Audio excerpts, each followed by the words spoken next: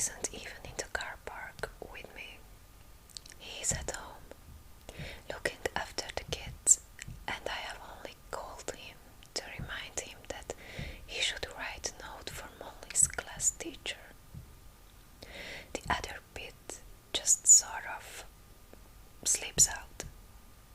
This is a mistake, obviously, even though I am apparently, and to my immense surprise, the kind of person who tells her husband that she doesn't want to be married to him anymore. I really didn't think that I was the kind of person to say so in a car park on a mobile phone. That particular self-assessment will now have to be revised, clearly. I can describe myself as the kind of person who doesn't forget names, for example, because I have remembered the names thousands of times and forgotten them only once or twice. But for the majority of people, marriage-ending conversations happen only once, if at all.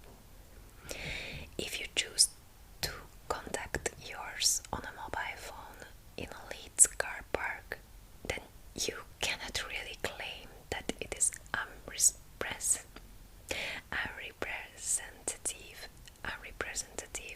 in the same way that Lee Harvey Oswald couldn't really claim that shooting presidents wasn't like him at all.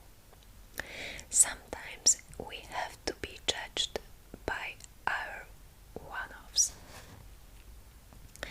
Later, in the hotel room, when I can sleep, and that is some sort of consolation, because even though I have turned into the woman who ends marriages in a car park, at least I have the decency to toss and turn afterwards. I retrace the conversation in my head in as much detail as I can manage, trying to work out how it got from there, Molly's dental appointment, to her imminent divorce in 3 minutes. Then, anyway, which turns into an endless 3 in the morning broad about how we would get from there, meeting at a college dance in 1976 to hear imminent divorce in 24 years. To tell you the truth, the second part of this self-reflection only takes so long because 24 years is a long time, and there are loads of bits that come unbidden into your head, little narrative details that don't really have much to do with the story.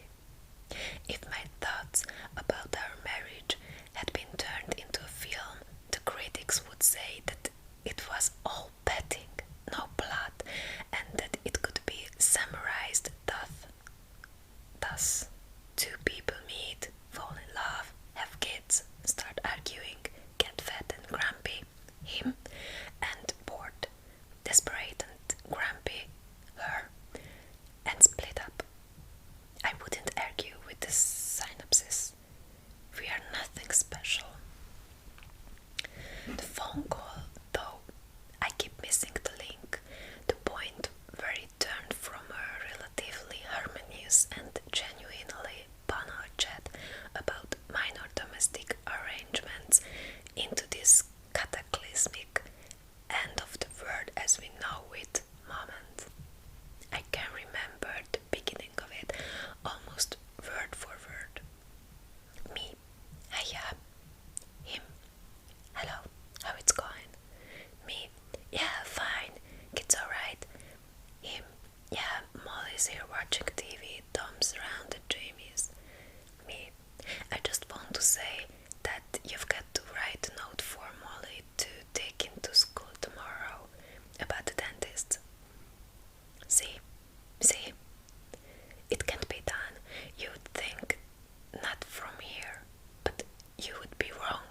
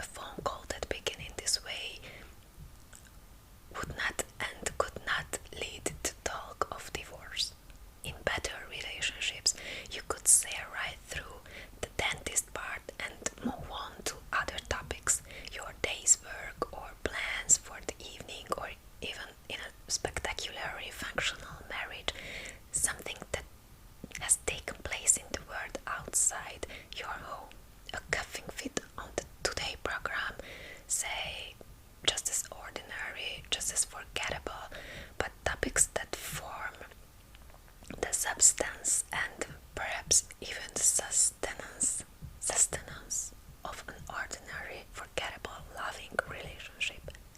David and I, however, this is not our situation, not anymore. Phone calls like ours only happen when you've spent several years hurting and being hurt until every word you utter or hear becomes coded and loaded as complicated and full of subtext as a bleak and brilliant play. In fact, when I was lying awake in the hotel room trying to piece it all together, I was even struck by how clever we had been to invent our code. It takes years of miserable ingenuity to get to this place. I'm sorry. Do you care how I am? To be honest, David, I don't need to ask how you are. I can hear how you are. Healthy enough to look after 2 children while simultaneously nipping at me, and very, very aggrieved for reasons